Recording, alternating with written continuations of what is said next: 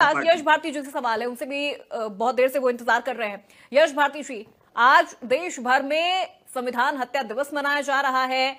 ये कहा जा रहा है कि हम अपनी आने वाली पीढ़ियों को ये बताएंगे कि आज से 50 साल पहले किस तरह से कांग्रेस ने देश में आपातकाल लगाया और फिर किस किस तरह से अमानवीयता की गई, लोगों के अधिकारों का हनन किया गया। क्या राय है आपकी, क्या ये होना चाहिए? देखिए अपूर्वा जी, पहली बात तो हम सब पैनलिस्ट अपने अपने दल की और अपनी अपनी बात रखने के लिए थे, लेकिन मुझे भारतीय जनता पार्टी कमजोर लगी, इसीलिए सुनील जी को रेफरी बना दिया गया कि अब हर काम को आप स्पष्ट कीजिएगा। सुनील जी, जब आपकी बारी आए, भारतीय जनता पार्टी तो असक्षम नजर आई, इसीलिए 3-4 बार आपका नाम लेकर के आपको स्पष्ट करने के लिए कहा गया कि धरनों में क्या हुआ, किसानों के धरने में किस तरीके से रोक टोक लगाई गई। अघोषित आपातकाल के लिए आप बेहतर बताएंगे कि किसानों को, व्यापारियों को नोटबंदी में क्या क्या हुआ, जीएसटी में क्या क्या हुआ, किस तरीके की चीजें हुई, तो आप बताइएगा, वह रेफरी आप हैं। दूसरी बात, भारतीय जनता पार्टी आपातकाल का आपत्ति रख रही है और गुण दोष बता रही है कि कितने दोष हुए। अरे इतने दोष हुए कि जो आपातकाल के मुख्य खलनायक थे संजय गांधी, इसमें किसी को कोई शंका नहीं होगी कि संजय गांधी आपातकाल के मुख्य खलनायक थे। उनकी धर्मपत्नी जो उनकी सहयोगी रही हर फैसले में, वो आप अपनी पार्टी में लाते हो, सांसद बनाते हो, केंद्रीय मंत्री बनाते हो, उनके पुत्र को आप सांसद बनाते हो, टिकट देते हो।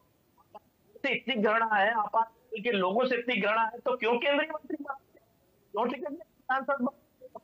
दूसरी बात, जगमोहन मल्होत्रा जी जो संजय गांधी जी के बड़े करीबी थे और दिल्ली में गरीबों का आशियाना उजाड़ने वाले बड़े खलनायक थे, दिल्ली में गरीबों के मकान उजाड़ दिए उसी इमरजेंसी के दौर में, और जगमोहन मल्होत्रा जी भारतीय जनता पार्टी में शामिल हो जाते हैं, सांसद बन जाते हैं और जम्मू कश्मीर के राज्यपाल रहते हैं। भारतीय जनता पार्टी की सहयोगी सरकार में जो कश्मीरी पंडितों का पलायन हुआ, वो जगमोहन मल्होत्रा जी के राज्यपाल रहते हुए हुआ।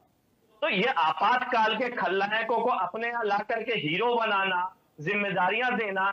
विद्याचरण शुक्ल, जो अभी मीडिया की पाबंदियों पे बात हो रही थी, विद्याचरण शुक्ल उस समय सूचना एवं केंद्रीय प्रसारण मंत्री थे और संजय गांधी के बड़े करीबी थे, वो भारतीय जनता पार्टी में शामिल हो गए। अंतिम समय से कुछ समय पहले तक जो छत्तीसगढ़ में जीवन घाटी वाली घटना हुई जिसमें उनका दुखद अंत हुआ, उससे पहले तक वो भारतीय जनता पार्टी में शामिल हो गए।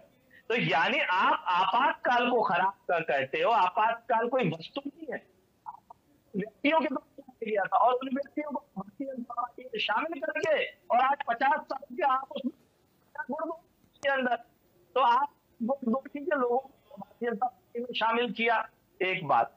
दूसरी बात, अभी अघोषित आपातकाल की बात चल रही है, तो अघोषित आपातकाल का भी दोपहर की घटना है उत्तर प्रदेश के गोरखपुर में, जहां से मुख्यमंत्री योगी आदित्यनाथ जी आते हैं। उन गोरखपुर के अंदर नेता प्रतिपक्ष विधानसभा आदरणीय माता प्रसाद जी, नेता प्रतिपक्ष विधान परिषद लाल बिहारी जी जाते हैं और उनके ऊपर हमला हो रहा है।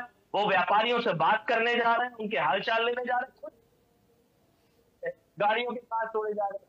ये अघोषित आपातकाल की तरफ हमें ले जाया जा रहा है या नहीं ले जा रहा है कि नेता प्रतिपक्ष विधान सभा और विधान परिषद पे खुलेआम हमला हो और पुलिस मुख्य दर्शक बन के देखे, सहयोग करे, और आप कहेंगे कि साहब अघोषित आपातकाल। और किस तरीके मिड डे मील के अंदर पवन जायसवाल ने 2019 के अंदर ये दिखाया कि किस तरीके से मिड डे मील में दाल के अंदर दाल नहीं है, पानी और हल्दी है। उस पवन जायसवाल के अंदर उत्तर प्रदेश की योगी सरकार मुकदमा लगा देती है। ये क्या उसका दोष है अगर वो भ्रष्टाचार उजागर करता है? आप इसको घोषित आपातकाल कहेंगे कि अघोषित आपातकाल कहेंगे? कि सच दिखाना अपराध है भारतीय जनता पार्टी की सरकार में।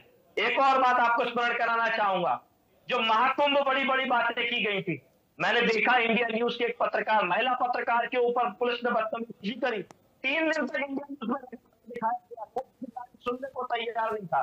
ये घोषित आपातकाल था या अघोषित आपातकाल था? तो ये सारी घटनाएं, ये ताजा ताजा हमें पिछले में क्या बात करेंगे, और ये जो जिनको आपातकाल के खलनायक है उनको अपने दल में ला करके हीरो बनाएंगे और कहेंगे कि आपातकाल बहुत खराब था। तो पहले तय कर लें। अंतिम बात में अपूर्वा जी बड़ी जिम्मेदारी के साथ कहूंगा कि आपने भारतीय जनता पार्टी के पहले प्रमुख जी को बैठाया है, ये यहाँ कम बात करते हैं, डिबेट खत्म होने के बाद साथ ही पैनलिस्ट को धमकी देकर के जरूर फोन करते हैं।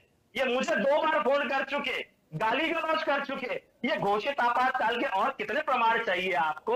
और इन डरपोकों का जो सुबह उठते ही सूरज के ढल पे डंडा पीछे छुपा करके नेकर पहन के निकलते हो और जैसे ही सूरज आ जाता हो वैसे ही घर के अंदर छुप जाते हो, भीड़ के साथ बात करने की हिम्मत रखते हो, अकेले ना कोई काम कर सकते हैं ना कोई जिम्मेदारी तय कर सकते हैं। इन लोगों से आप तय कराएंगे कि घोषित आपातकाल और अघोषित आपातकाल क्या है?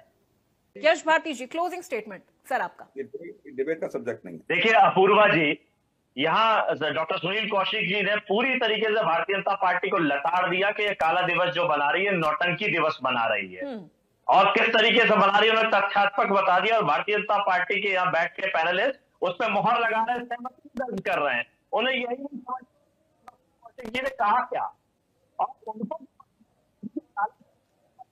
मुझसे कुछ निकला नहीं। हाँ, निजी बात जरूर और यही भारतीय जनता पार्टी का अघोषित आपातकाल है। हम यही चर्चा कर रहे हैं कि जो लोग खलनायक थे उन खलनायकों को भारतीय जनता पार्टी की सरकार में और भारतीय जनता पार्टी दल में क्यों हीरो बनाया गया है, क्यों नायक बनाया गया, उन खलनायकों को क्यों स्थान दिया गया है। जो कांग्रेस मुक्त की बात कर रहे हैं, अपूर्वा जी एक मिनट, जो कांग्रेस मुक्त की बात कर रहे हैं वो कांग्रेस युक्त हो रहे हैं, उनके यहाँ मुख्यमंत्री भी। ठीक है यश भारती जी, माफी के साथ आपको रोक रही हूँ, इससे ज्यादा समय नहीं दे पाऊंगी। चर्चा के लिए बहुत शुक्रिया सभी मेहमानों का।